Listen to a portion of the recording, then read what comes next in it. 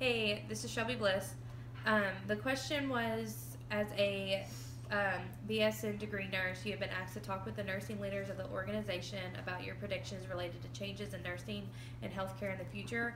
Include the following topics in your conversation: um, the changing nursing role and quality, patient outcomes, reimbursement, type of nursing care delivery model you believe will need to be in place by 2020, the types of restructuring activities your organization will need to be involved in over the next several years to be ready for 2020, and the criteria for use to evaluate effectiveness of a nursing care in the organization. Also, you asked if you could make one change in today's healthcare system, what would it be and why, and how would you know the change improved the system? So, the one change that I would make personally is I would make healthcare less expensive. Everyone would have insurance and the healthcare and healthcare. Um, this way, people would be able to live longer and healthier lives, and also that we would have more preventative care because as of right now, medicine focuses on treatment of diseases and not necessarily the prevention of diseases. And I think that that's one of the primary problems with healthcare. Um, Also, when I say for healthcare to be less expensive, that's these tests and these labs and these treatment programs. They'll tear your pockets up. So I think that that kind of needs to come down. I know I visited Europe a few years ago, and something happened to where I had to go to the hospital over there, and they had a socialist economy, I guess you can say, where everybody had free healthcare, and it wasn't good for me because I wasn't a citizen, but it was good for the citizens over there. And like there's a lot of countries. I believe Canada has free health care, and it just seems like it would work better. So I think that they definitely need to restructure that. So it says, as a BSN degree nurse, you have been asked to talk with the nursing leaders of the organization about your predictions related to changes in nursing and healthcare in the future, the changing nursing role and quality, patient outcomes, and reimbursement. So I wanted to focus on the reimbursement value and reimbursement value based purchasing. And this means that if you have poor quality of care, you're not properly reimbursed in the hospital. I know this implies for like hand washing, CLAPSIs, CODIs, and CLAPSIs and CODIs are central line acquired infections and then catheter acquired infections. The fewer incidences you have with these, the more you'll get paid. And the more incidents you have with these, the less that you'll be reimbursed. Your facility will be reimbursed. So a way that you can kind of measure this is you can document.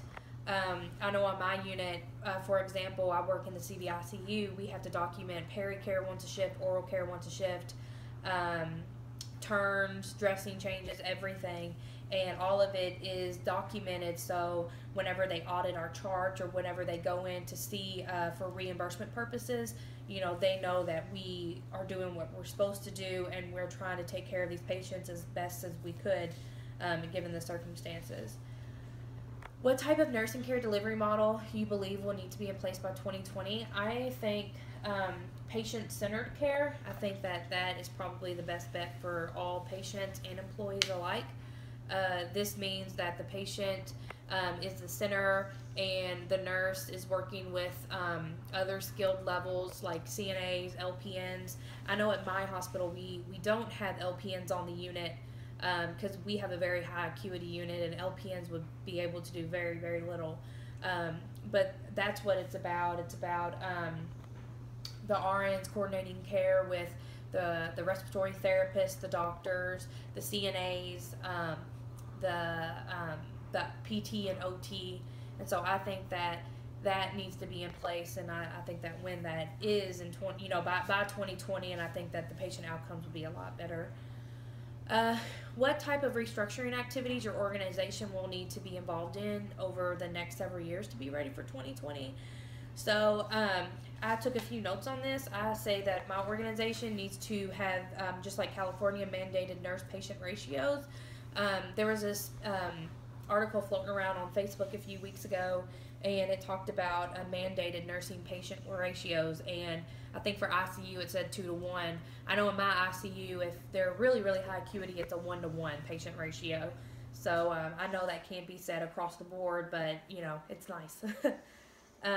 Also, at my personal facility, I am employed by Kentucky One Health, which, if you know anything about Kentucky One Health right now, we are actually being sold. So, so we really need to restructure our organization. I would say we need to start with management, because I believe that's where the problem lies. Not nursing management, but upper level managements, the suits and the big money up there. And also the budget. I feel like Kentucky One has not had a good control over their budget over the last few years. And that is essentially what's causing Kentucky One to sell. So, criteria for use to evaluate effectiveness of nursing care in the organization, I would say we call it QI, quality improvement. So this is when we have nursing leaders on our unit that will once a month or once a week or even once a shift will hand out surveys. Well, not necessarily surveys, but more so like audit slips, where, you know, what's your date on your central line dressing, or is your blood ban current? Is you know, how many times did you wash your hands this shift? You know, and also they're on the unit watching us, making sure we're doing this, and that's all about quality improvement. Like I said, this includes CAUTI, central line infections, surgical site infections, especially on my unit. We could get a lot of infections in the valves, and just by not taking care of the central lines that we use every day. So, yep, that's pretty much it. So,